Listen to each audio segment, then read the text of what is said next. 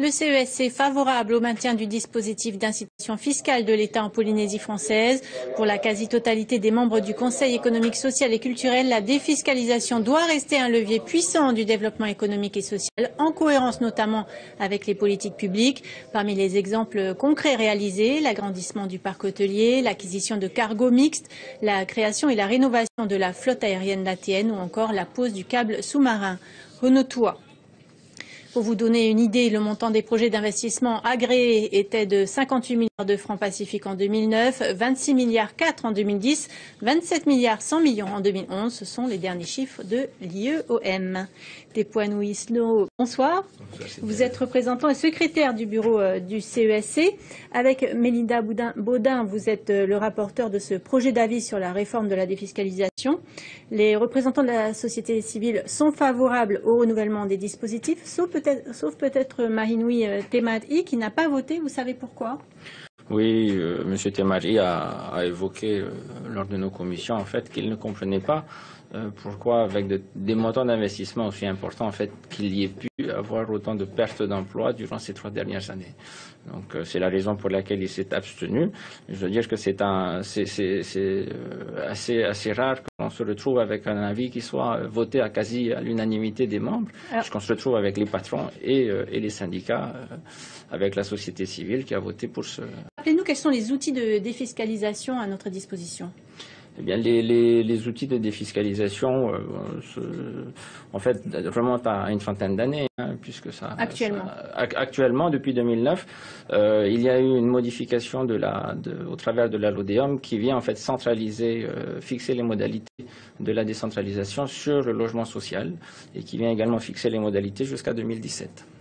Patrons et syndicats sont donc globalement d'accord. Ceci dit, parallèlement, la CGPME, le MEDEF et la CCSM s'apprêtent à formuler des recommandations plus techniques. Oui, alors il faut savoir qu'en fait le ministère de l'Outre-mer, alors le prédécesseur de Mme Paul Langevin, Victorin Lurel, avait engagé des concertations élargies en son temps. La nouvelle ministre des Outre-mer a exprimé sa volonté de poursuivre le travail qui a été mené par son prédécesseur. Donc la FEDOM, qui est la représentation en France du MEDEF, et l'intermédiaire de ces organisations en France. Alors les organisations, en fait, le patron avec la CCISM, la CGPME et le MEDEF se réunissent. De la même manière, il y a un groupe de travail qui est organisé sur la Nouvelle-Calédonie, de sorte à, en fait, pouvoir proposer des recommandations communes pour les collectivités d'outre-mer. Quand on pense défiscalisation, on pense scandale judiciaire, l'affaire Sophie Pack en ce moment, l'affaire Pajot. Comment éviter les dérives?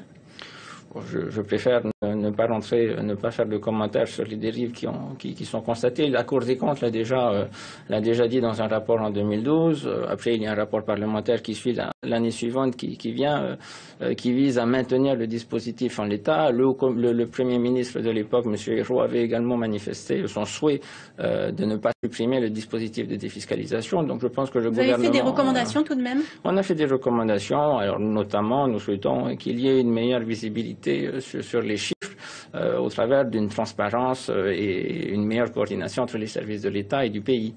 Par exemple, on souhaiterait de la même manière qu'il y ait un service déconcentré de l'État qui puisse gérer et coordonner les dossiers de défiscalisation en Polynésie française. Alors pour terminer, Brigitte Girardin, représentante spéciale à Paris, suggère une nouvelle approche de la défiscalisation, plus ciblée sur certains secteurs d'avenir. Avez-vous tenu compte de ces suggestions? Alors, c'est ce que Mme Brigitte Girardin a dit. Maintenant, la société civile a exprimé son souhait, en fait, qui est rédigé dans le vœu.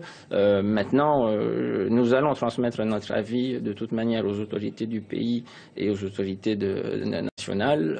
Brigitte Girardin sera de toute manière destinataire de notre avis et nous espérons qu'évidemment les instances nationales prendront en compte les recommandations que nous formulons, au même titre que des recommandations qui sont formulées par le groupe de réflexion mené actuellement par les entrepreneurs. Tepuanui Snow, merci beaucoup d'avoir accepté notre invitation ce soir.